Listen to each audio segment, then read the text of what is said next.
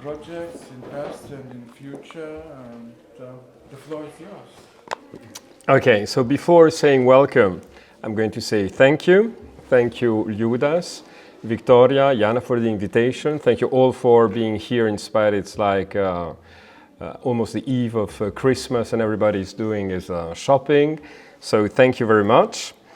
And so I'm going to say welcome because it's also the title of the presentation, as you said, as you see. So 3 W's, 4 E's, 3 L's.com in the new public spheres as a space for possibilities of reformulated poetics and politics.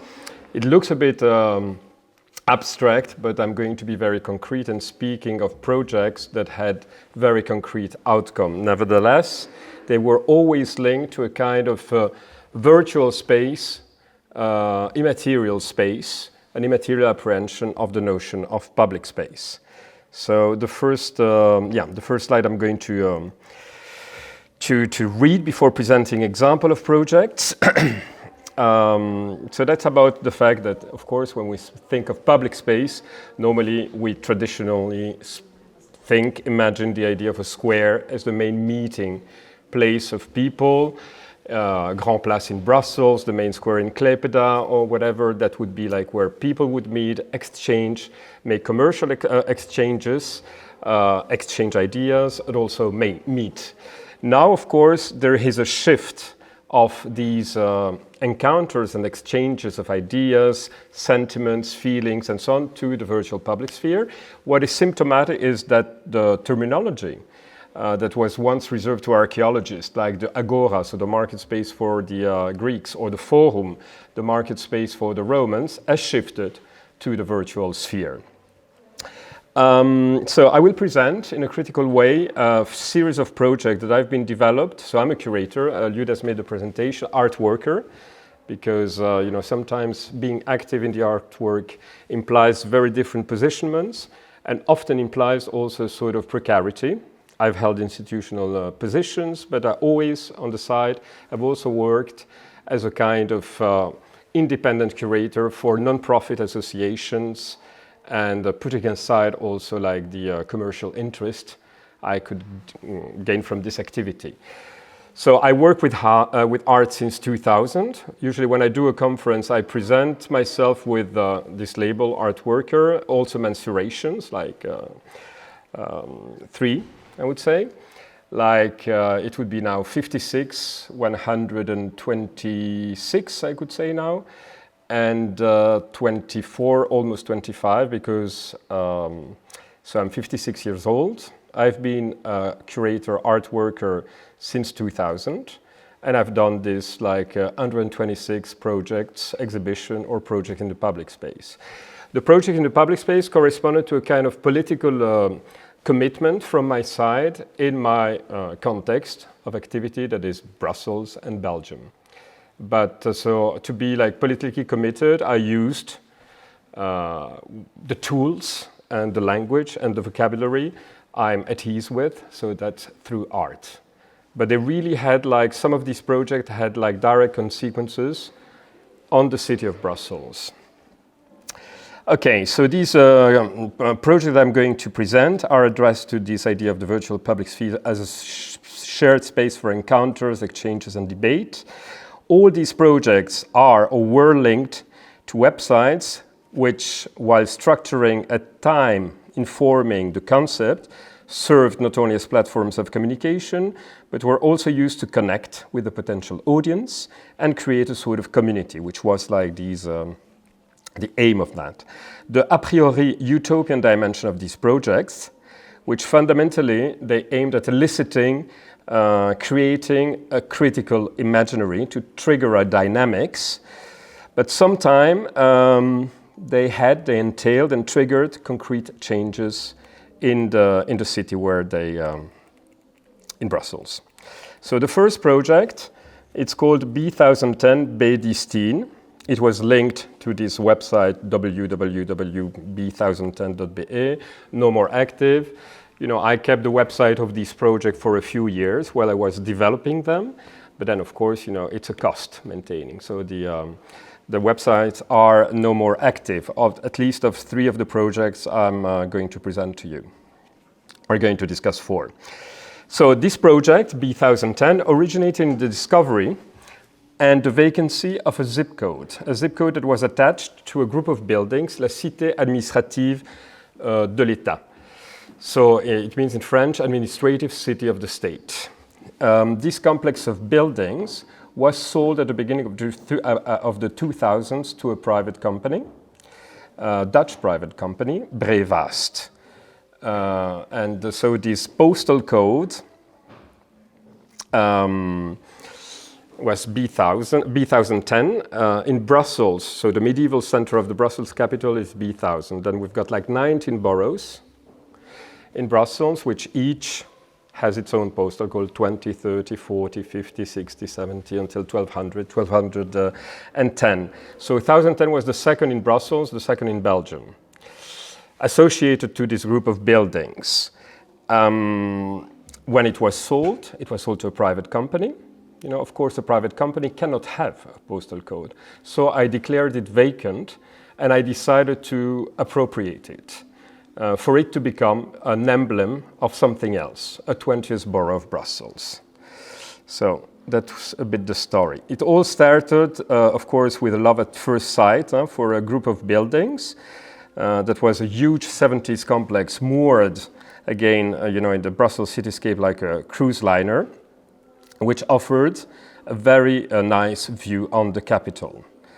Okay, so these are images, of the Cité administrative de l'État being undone when I initiated the project. So the story is that this project was concentrating all the civil servants. So the idea was developed during the 50s, around 58, which is a crucial date in Brussels. Correspond to an expo universelle, the expo of the atomium. I don't know if you have this image of Brussels, this monument with the balls that resembles the atom of... and that's also a turning point for Belgium, because at the time I would say Belgium was at the height of its economic power in Europe. It's also the time when, just like it's when Belgium started also to implode a bit, because that's when the Flemish community began to become more important economically than the French-speaking community that dominated Belgium from 1830 till the 1960s. And that was also the beginning of all the political problems that the country has been experienced. So around 1958, the Belgian federal state decided to create this group of buildings. But Belgian style, the construction was very long. Actually, the first buildings were inaugurated in 1983, which was a paradox because at that time, Belgium had already imploded. It had become a federal state with 3 regions, Brussels, the capital, Flanders, North, and Wallonia, 3 communities, the French-speaking, the Dutch-speaking, Flemish-speaking, and the German-speaking, and the federal state, so 7 governments. We've got 7 governments in Belgium. So, but the Cité administrative de l'État was obsolete because, for instance, they had planned a Ministry of National Education, which was no more extant in 1983. So it was like a huge paquebot, a huge cruise liner, underused and so on, but it was there. It had entailed a demolition of central areas of Brussels, but it was there. As you have seen, that's a significant slide, asbestos removal. So what happened is that at the end of the 90s, the Belgian federal state, which has less and less money, less and less also areas of competence, bevoegdheden, these buildings needed to be, like many modernist buildings of the 70s, needed to be decontaminated from asbestos. And so this costs a lot of money. The Belgian government had been, is owner of all the buildings of the European institutions in Brussels. They had to decontaminate it, and it was like a huge cost. So here, to make like the budget even, they decided to sell these buildings following a sale and leaseback agreement to a private company, this Dutch company I mentioned, Brevast. So they sold it for a few symbolic euros, a few hundred of thousands of euros, with the promise that they would rent the buildings again once the private would have decontaminated the thing. And that's when, just like my attention, I live also close to this place, my attention turned to it. I discovered that there was this postal code and I made a reflection. But of course, this building, which a bit symbolizes, crystallizes all the history of Brussels in a way vis-a-vis, the Belgian state,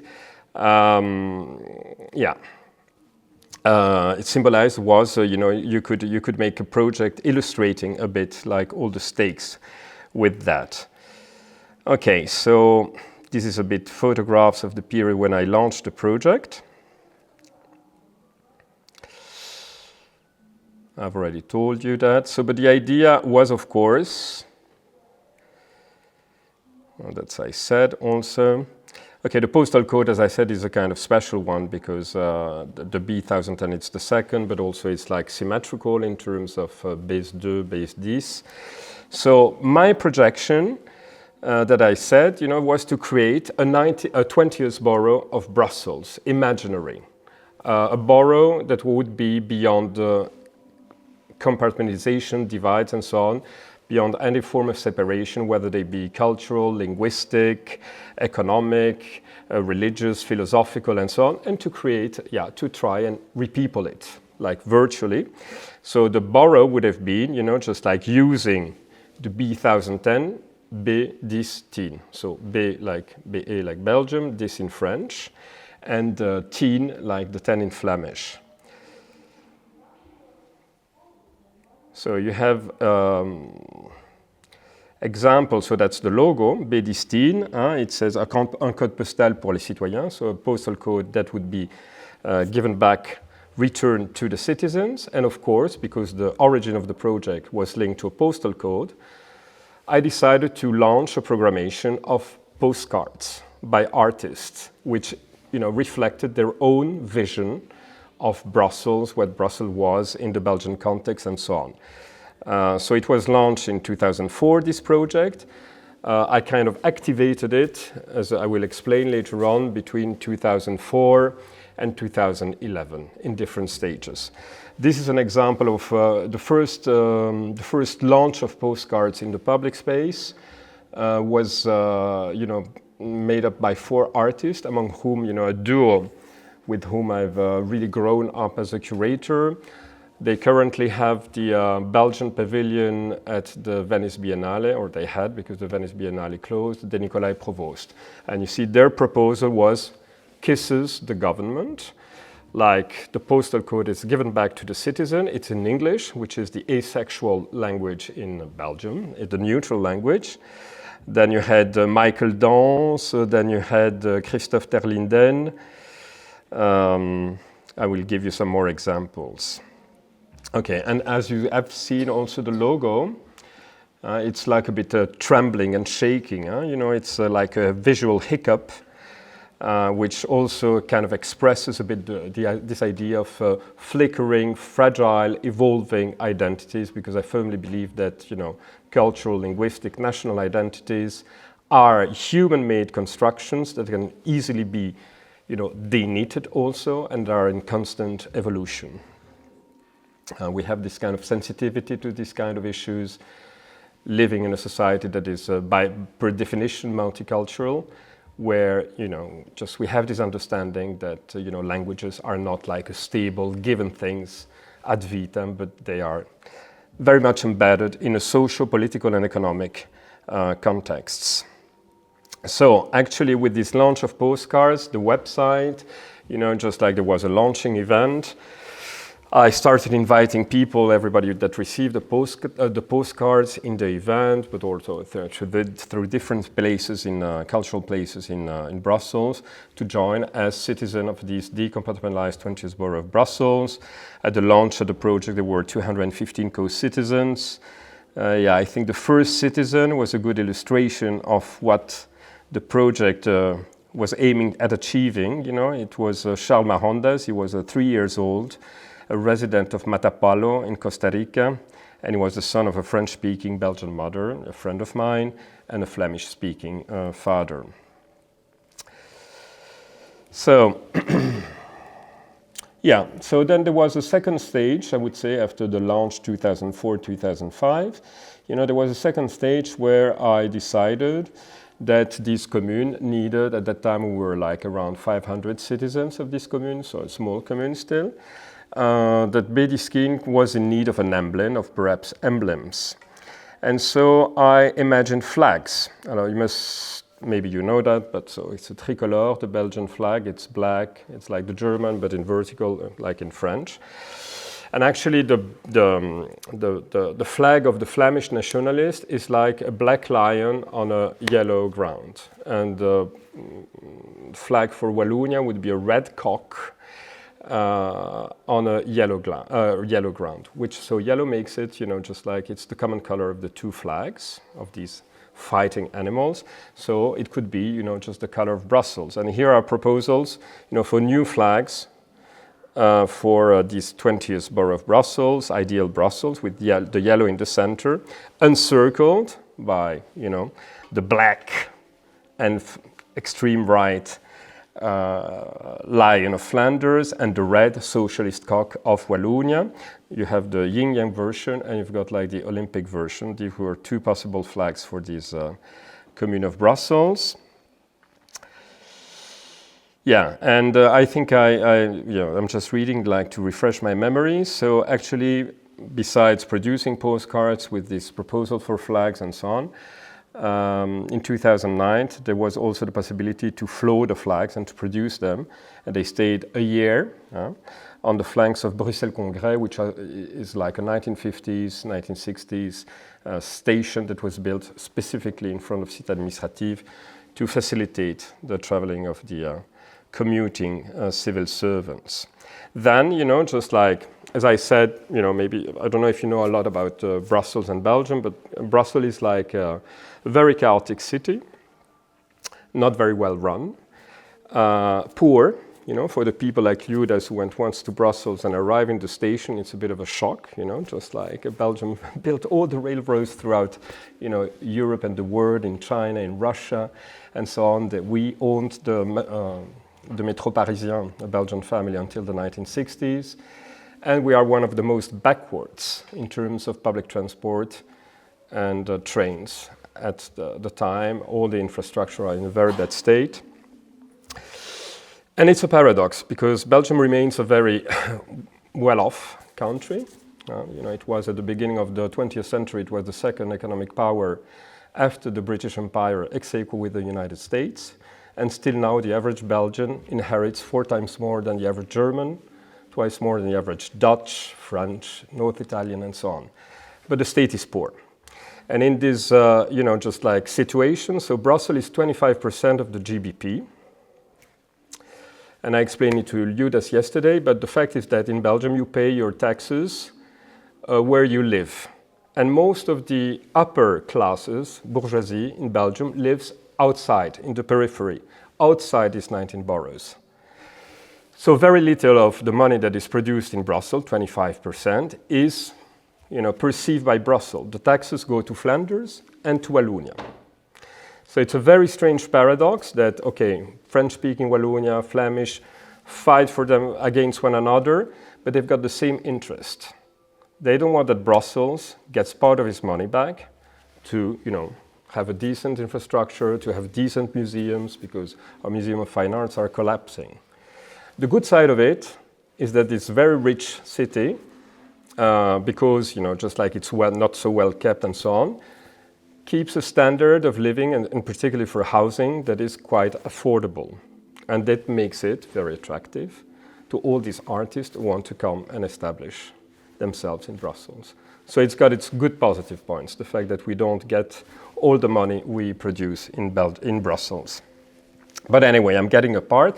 But so also as a consequence of the complication that I evoked of the Belgian state, so we've got like very parcellated funding. We can ask for funding from different sources, the region, when we kind of promote tourism, to the communities, to do a cultural project in terms of content, to the boroughs. So, okay, so there is a multiplicity of possible funding bodies if you want to develop a project in Brussels, but you always have to try a bit and catch the opportunity. So 2009, you know, I launched a new programmation of postcards because it was the 20th anniversary of the Brussels region. It was also a period where the political context was a bit unstable in Belgium, because it was the period when we didn't have a federal government for more than 2 years or something. So I got some money, but I used them, I think, in 2010. So, and then, so I made a programmation of further cards that you will discover after. Then, you know, the next occasion was a European occasion. It was the Belgian presidency of the European Union. So I, again, you know, submitted some dossier to get some money, because I wanted to, you know, over these like 6-7 years, I had produced, I would say, like 20 postcards that had been distributed, you know, during Nuit Blanche and things like that. And sometimes, you know, I would go at parties at people I didn't know, and I saw some of these postcards hanging on the fridge. But it was time to make like a comprehensive, you know, just kind of presentation, exhibition, and publication, which is here. And I can, you know, you can have a look and circulate.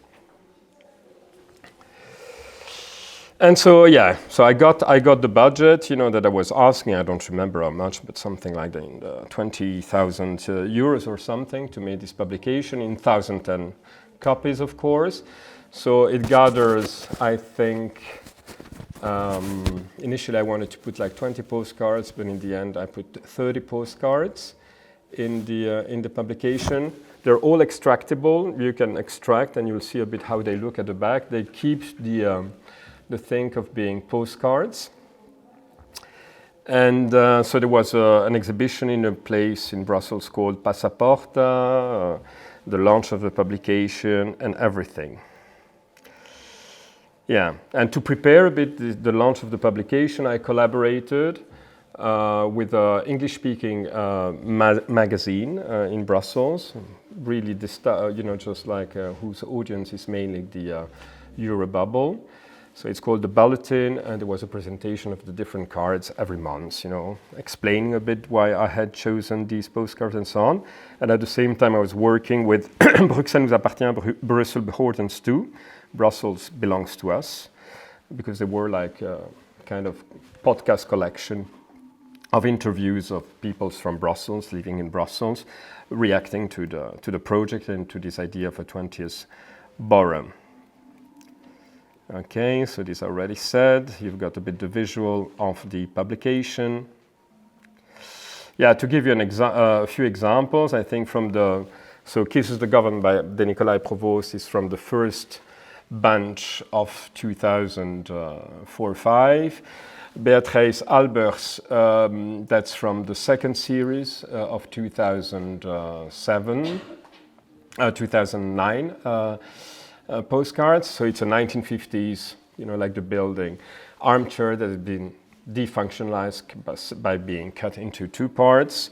The one on the right, lower right, Boulevard Younes, is a proposal of renaming a street of the center of Brussels, Rue d'Ansart, like in honor of Younes, a young Moroccan friend of Claudia Radulescu's, who was like in music, because this area is also like a kind of border city. One part of the street is very trendy with Flemish designers, and the second part going to the canal is really close to Molenbeek. You might have heard of Molenbeek, which is a city, a borough with a lot of immigration problems and so on.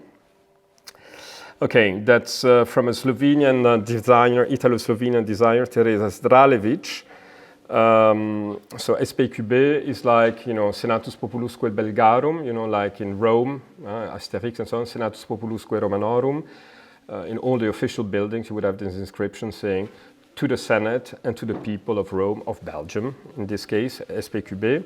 Here it's declined, you know, you've got the whole alphabets to express the multiculturality of Brussels. It's a bit of a cliche, but we often say now that Brussels is the second most multicultural international city in the world. The second, not after New York, but after Dubai. Dubai is the most international city in the world, and the second would be Brussels with 83 languages spoken and a lot of... So this is Freek Wambach, and as you see, I don't know if it's very clear, it's not really focused, but it's a list of names, just Banzai, Béarnaise, Brazil, China sauce, cocktail. Okay, so actually it's a list of names of sauce of French fries, of Belgian fries, and you realize reading the fries that most of the sauces echo and refer to foreign countries. And that's very important, because cooking, kitchen is probably the fastest vector of transcultural, intercultural cross-pollination, and it's linked to the movements and the migrations. I grew up in Italy. Now we all think about Italian cuisine, just like pizza, pasta, and so on. One must know that 50 years ago, nobody in the north would eat pizza or, just like spaghetti very often with tomato. It was the people from the south. In the north, you would eat risotto. And it was through the immigration of the people from southern Italy to America that these archetypes of South Italian cuisine, became national throughout. So nothing is stable in culture, and in cooking, certainly not.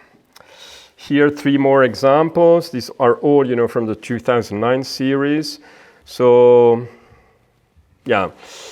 This one is a bit tilted, should be vertical. It's by Jean-Pascal Convert. It's not really, it's more a writer now, but he had an artistic production at the time. And I like this association between the pipe, and a barcode. The barcode, speaking of merchandising, la pipe, the pipe, just like for the people who know a bit about Belgian art, it's very much associated to Ceci n'est pas une pipe of Magritte. This is not a pipe. What Magritte did, just like a reformulation of the classical disputes between nominalists and realists in medieval philosophy, but he points out the fact that an image of a pipe is just as much a convention as a word is a convention. And this awareness that words are convention, it's certainly brought about and easier to grasp in a multicultural context like Belgium than it would be in France or Italy, where people are monolingual. We are aware that language is a convention, but also that the other forms of representation of an object is a convention. So that's what Magritte says. So this relativism of cultural identity is endangered by, and the barcode would express the mercantilization, the merchandising of these nationalist labelings of culture. To the right, upper right, you've got it's called Unity. It's not a very sexy color for Unity, but it's actually the 3 colors of the Belgian, it's by Cédric Noël, a French artist living in Brussels. So it's like the 3 colors of the Belgian national flag, yellow, black, and red, put together gives a bit this shit color brown, which is camouflage or shit, And then lower, it's John Cornu, so it's a French artist also, and instead of tagging, John Cornu at the time was doing washing of elements of the public space. And here is washing one of the pillars in the Royal Park across le Palais de la Nation, so the national parliament National Federal Parliament in Brussels. Yeah, so here again, this is Agnès Geoffrey. She's a photographer, performing, working a lot after staging kind of performative gestures and so on. Here it was like this, just like fragile, human-made sculpture of, intertwined bodies, could be like a good metaphor for Belgium. To the right, upper right, so this is a very important Belgian painter called Walter Swaenen. And so that's a card, you know, it's called, so upper, you've got like this, you can't really see, but what in, like the Coupure de Journal, the newspaper little excerpt, says, it's a title of a book by Sigmund Freud, Das Unbehagen in der Kultur, so the inconvenience in culture. And below, you've got like 3 names of Belgian Flemish painters, extended a bit. So Rubens, Memling, Bruegel, and Rembrandt. So Rubens, Memling, Bruegel, and Rembrandt. But, you know, spelled phonetically as they would be pronounced by a French from France. You know, the French say Rubens, we say Rubens in Belgium. The French say Memling, we say Memling. Bruegel, and Rembrandt, it's Rembrandt. And we say Rembrandt in Belgium, French-speaking Belgium. So the way of spelling, you know, these cultural archetypes of, you know, Flemish in extenso, you know, just like Dutch painting, because Rembrandt is not Flemish, he's like Dutch from the Low Countries. Memling was a Flemish primitive, but he was born in Seligenstadt in Germany. So it speaks about the arbitrary of cultural reappropriation of cultural figures from the past, you know? And that's what is das Unbehagen in der Kultur, what is inconvenient in culture. Lucia Bru, and so it was like an image of a suspended, you know, just like kind of caravan during,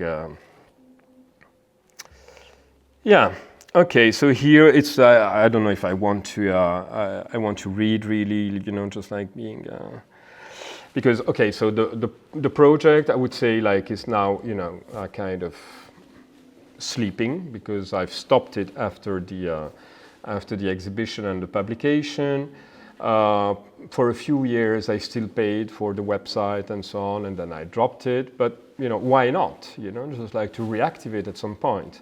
And I would say the most, you know, when I did it, it was in a particular period of, you know, just like political context in Belgium. But for me, you know, this Bédistine, now we all know what the current situation and the problems that Europe has, you know, and Brussels is also like a European capital. And we've got these problems of creating a national, commune, European identity. As I said, you know, I believe that identities are forged and created by man, by political instance, by citizens. They are in general accelerated by not very pleasant events such as wars, you know? Just because at the moment we are all Europeans out of some intellectual conviction, out of, you know, economic interest and so on. But it really becomes like something like a bit organic, you know, when we are threatened by l'extérieur from, you know. And so, yeah, sadly, it's maybe if we are facing a real conflict, like it could be the case now that, you know, a European identity will come and become stronger than our respective national identities.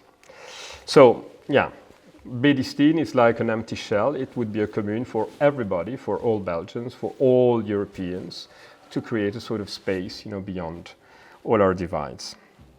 Okay, so that's it for the first project. I brought, you know, just like some example. You can have them. I've got many of them, you know, just, yeah. You know, some examples of these postcards. Yeah. So the second project is also linked to a building that was also emblematic of the history of Belgium, less in a political way, although it's a parking lot. And I used to live at that time in the center of Brussels, in Sainte-Catherine, in the very center, a few hundred meters from the Grand Place, from the center. And between my place, Sainte-Catherine, and the Grand Place, there was this huge building, Parking 58. And Parking 58 was a building. It was actually one of the first, for some time I believe it was the first building built as a parking lot in a European city. Actually there was one before, it was in Den Haag. So, but again, so it was built by a family, La Famille de Klerk, in 1957 for the Expo 58, when, you know, it was like the big utopian to create Brussels, to make Brussels a modern contemporary city, like an American city. You know, for everything was done, you know, that's when they, you know, they first massacred the historical medieval of Brussels in the 19th century because they covered the river and made it into a sewage to create like boulevard in the center. That was at the time of Leopold II.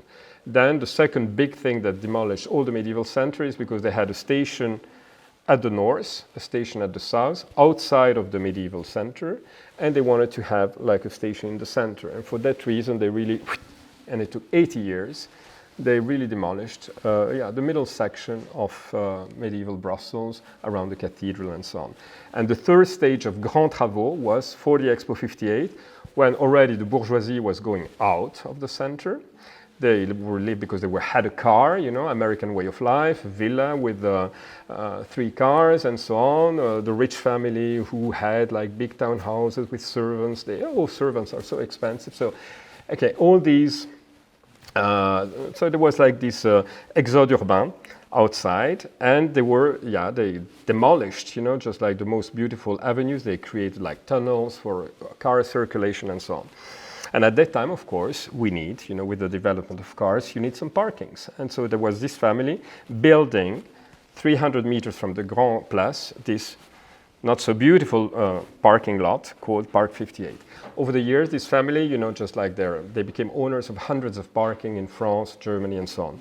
Their flagship, that was really in the center of Brussels, was a bit underused because the people in the center do not have a lot of cars. And so these are images of this P58. A little rabbit for our friends here. For the Polly Rabbit, maybe Polly Rabbit was in Brussels at some time. Here it's like, so the top floor, at the ground floor of this parking, there was a supermarket, and the 2 top stories of the parking were for the use of the clients of the supermarket. As I said, you know, like the locals who go to supermarket in the center often don't use their car, do not have one, so it was always empty.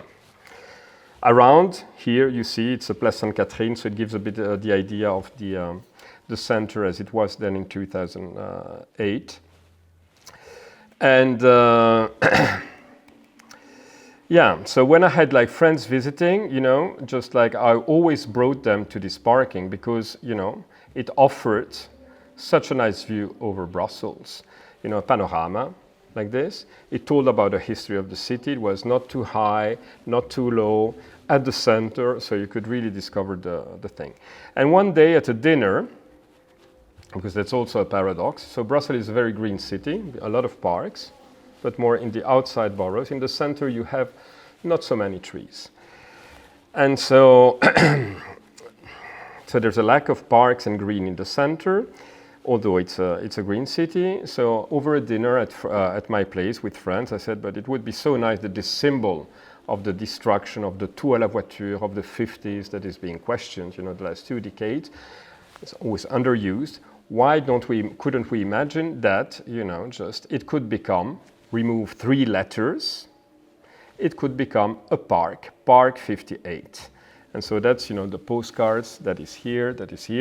You know, one of the artist friends, Christophe Terlinde, that was at this dinner, I asked him to make a drawing. He drew this, you know, Park 58 and so on. So, but it was conceived as a utopian project. So there was a website, www.park58.be.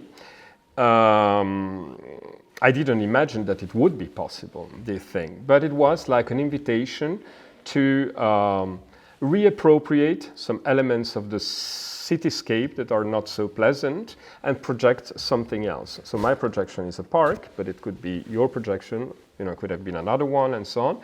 Because I firmly believe that, you know, like dreaming something in an alternative way is already, in a way, changing it, you know, just, okay.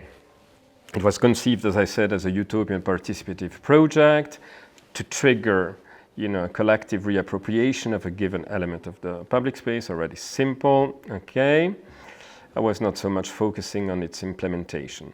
So the history is interesting of the project because having this idea, Christophe making this drawing, you know, just for that. So I had these postcards printed, and it was printed in several phases, and it's very interesting. So I submitted it to an urban festival that took place in Brussels. Was going to take place in 2005, I think. Yes, and actually it was accepted. The project.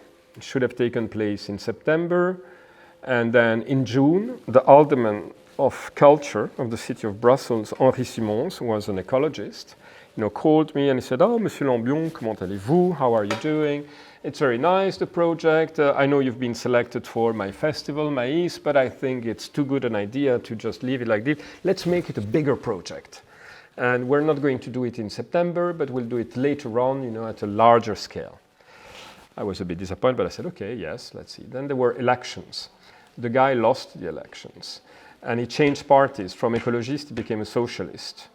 And he then became director of Atomium, like these 9 balls that I was evoking before. So I was a bit like this. So the Maïs festival had, you know, just I had this idea, you know, the idea had started circulating and so on, but I didn't really implement the project. So I waited 2008.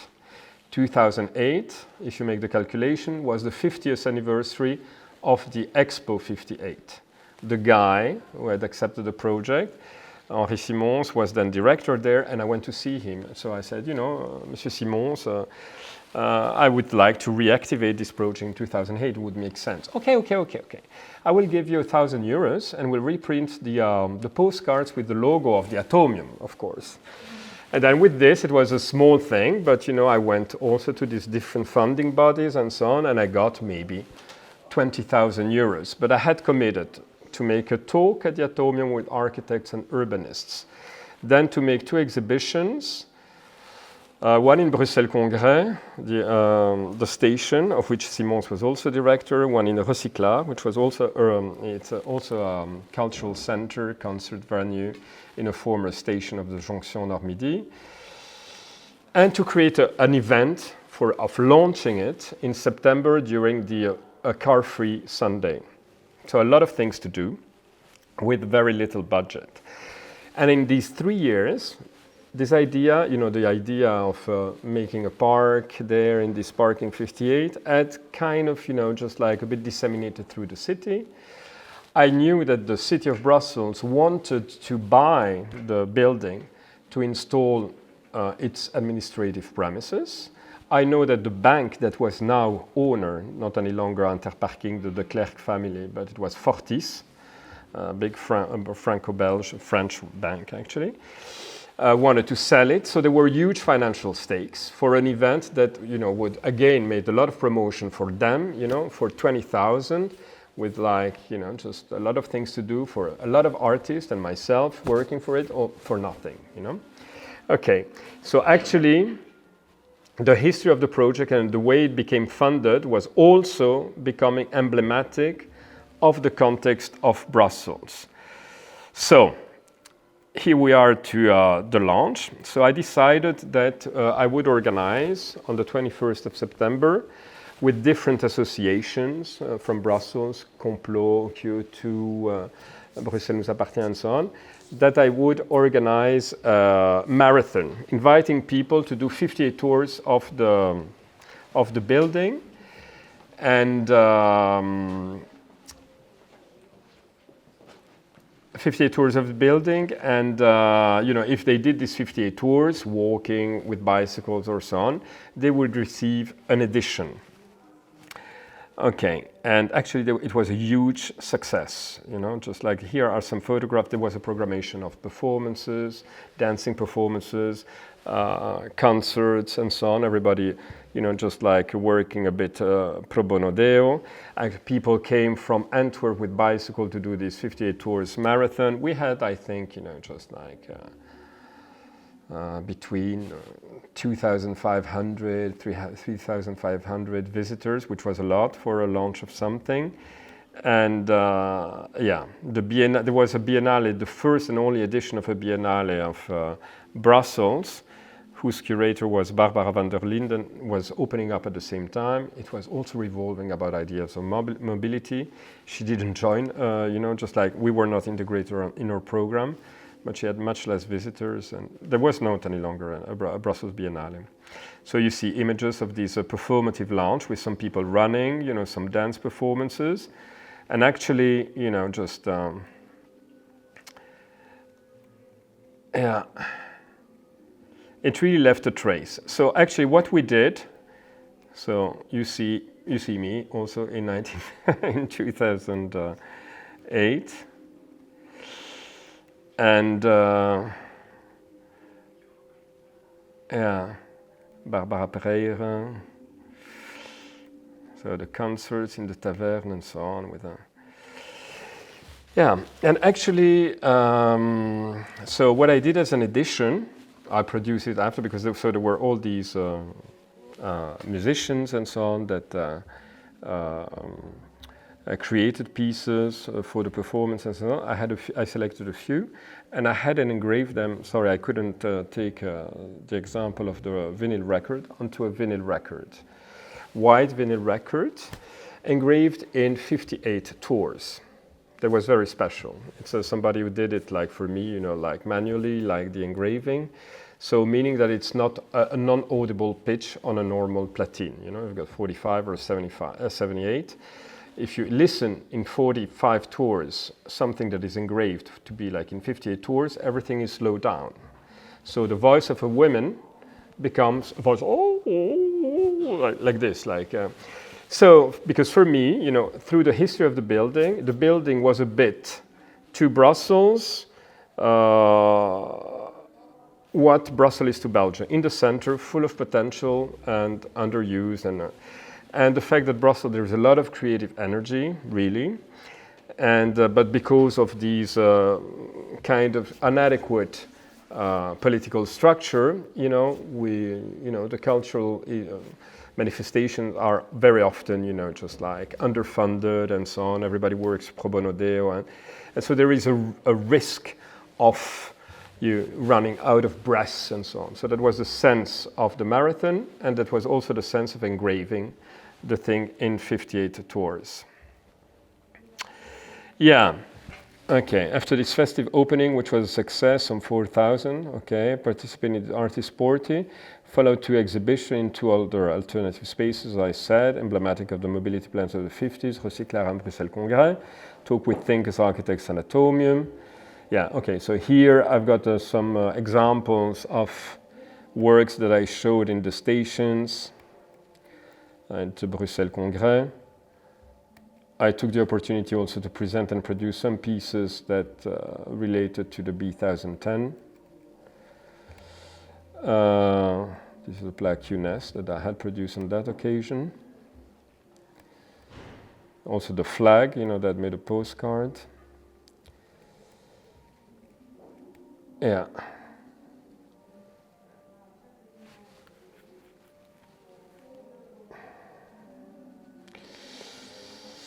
Well, so there is an aftermath of the project. It took some time, but of course, from that moment, really like the Sparking became a real sort of like cult building in Brussels. There was a lot of festival, dance performances, parties, raves being organized there.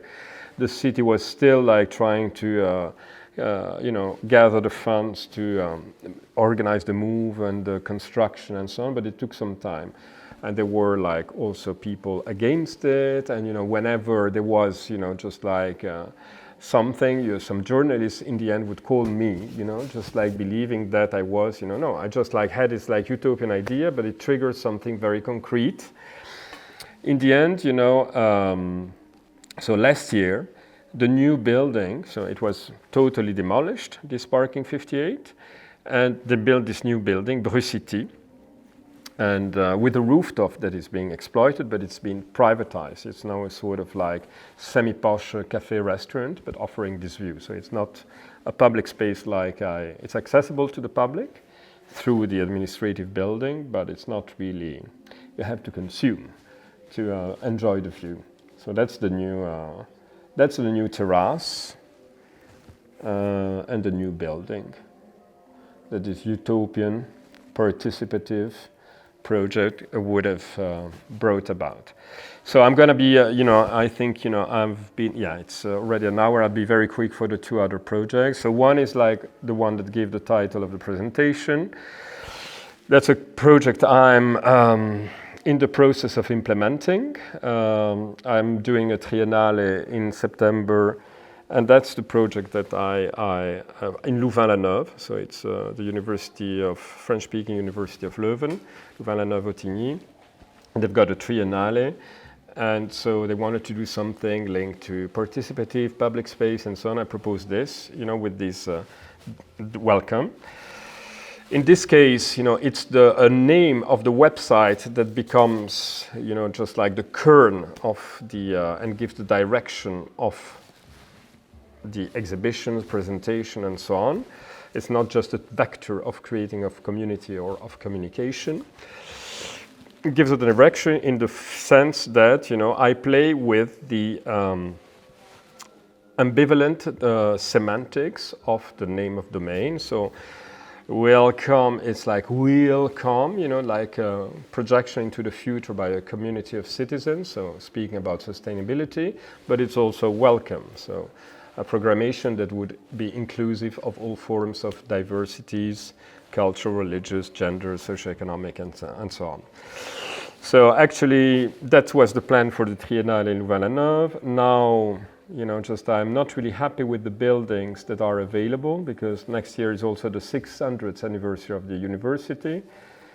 And maybe I'm going to reshift a bit. And the Triennale is going to be called Thriller. Like think common and play public, but we'll see. And I'm, keeping this project for another context, I would say, it is welcome. So, yeah. I was director, one of my last institutional position was director of the Museum of Print and Matter in La Louvière. So the French-speaking community museum of print and matter. In Belgium, all the cultural institutions, French-speaking part, are not in Brussels, they're delocalized.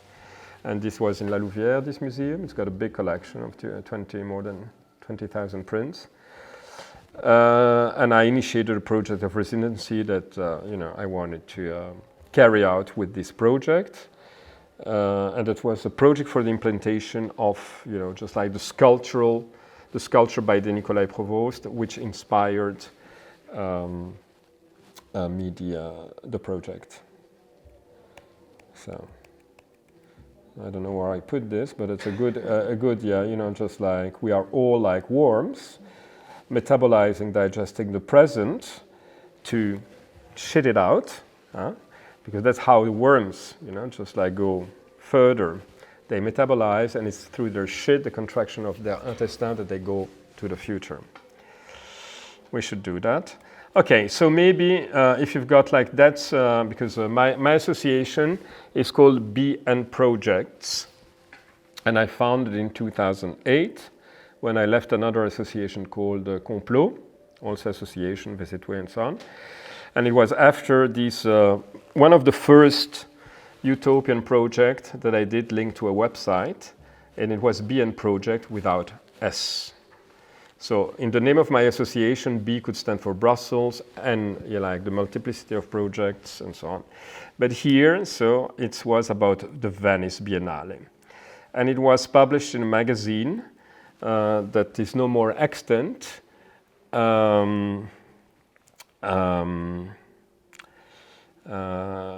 Janus.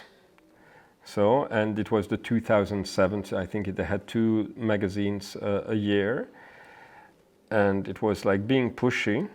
It was an Italian editor at the time, Nicolas Settar, but I think at the very beginning, I think Janus was an idea of Jan Fabre, for the dancer. Anyway, so the BN Projects was actually a proposal. So that's a drawing by de Nicolai Provost, which I curated the article, the manifesto, with just commissions to artists to look, to have. These are the two polarities of the art world. Let's have a look. Yeah. So the BN project was, and also the theme of the magazine, can one be arguably pushy with an old and venerable late institution such as La Biennale? And can we imagine it could develop a more assertively daring approach of its own in a more specific, both open and self-conscious fashion that it has been the case so far? Because, as you know, and you'll have like Biennale here also, like in Kaunas, as you said to me, just like it's a topos, it's been a topos for a long time, that there is like this proliferation of biennales. Frequent back, I commissioned a guy who made like the postcard with the French fries sauce and so on. That's an illustration for the Masai Mara Biennale, possible Masai Mara Safari Biennale in Kenya. So, as we know that Venice was, just biennials are proliferating, it's common topos, fueling much self-reflexive debate in the art world. Issue is certainly complex with social cultural stakes behind and beyond. Are biennials merely to be seen as an exportable cultural product from the Western world, which many countries strive to reproduce and assimilate as a symbolic token for a recognized cultural status? Is it conversely the sign of a democratized, albeit in a globalized, or for the better, glocalized fashion cultural world? In the end, so there seems to be the space and possibility for infinity and variations of this archetypal abstract model, each biennial having the possibility to adapt the standard global product to the peculiarity of a given national and urban context. But it has become consensual opinion that the traditional model of the international biennial exhibition sees itself in the obligation to evolve. The glocalized, so global, local, and contextualized approach of such biennials like Istanbul or Sao Paulo.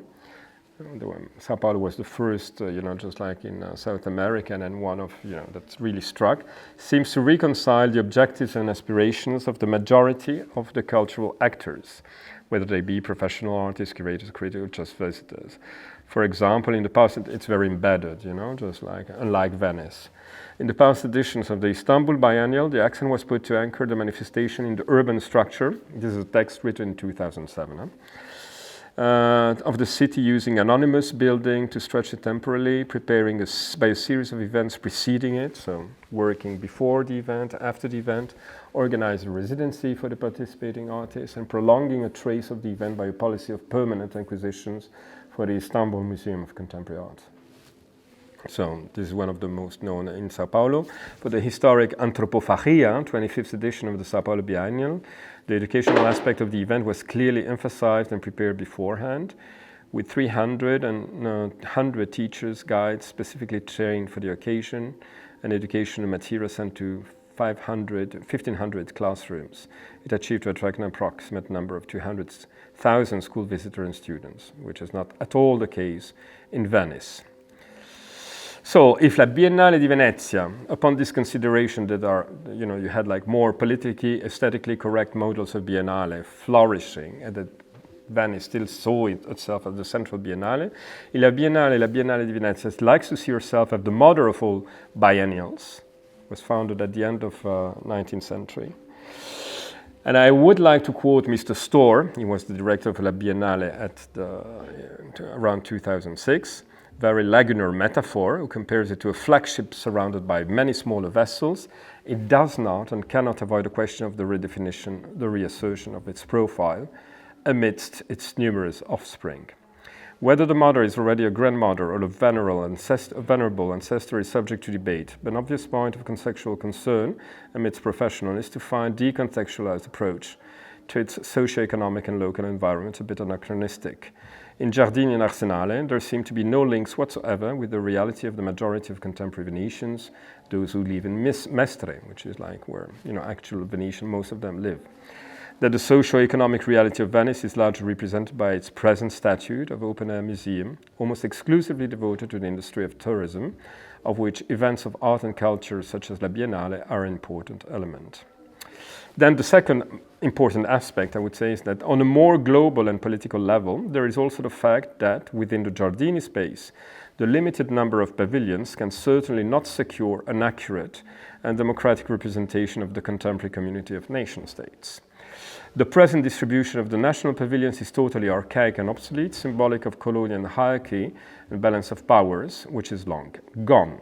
Let it be sufficient to know that China, at that time 2007, the Popular Republic, for instance, had no pavilion. Bulgaria, I don't know when Lithuania started having a pavilion. It's always changing, as you know, and so on. But at the time of I wrote the article, Bulgarian wanted to have a pavilion. They didn't have the money to rent a space in Venice. It was so cheap, and it was a Luxembourg collector. Was collector of, I think it was Mudov, Ivan Mudov, that was the artist at the time. But actually, it's a private Luxembourg collector that paid for Bulgaria to have its pavilion in Venice. But one could go, of course, as far as to question this very system of national representation. Is it still auspicable or simply to the point? In an ever increasingly globalized world, both in terms of cultural or qualitative values and of that of its socioeconomic structures, 52% of the world GDP is in the end of 500 private companies. What can the territorial nation states still wish and aspire to represent?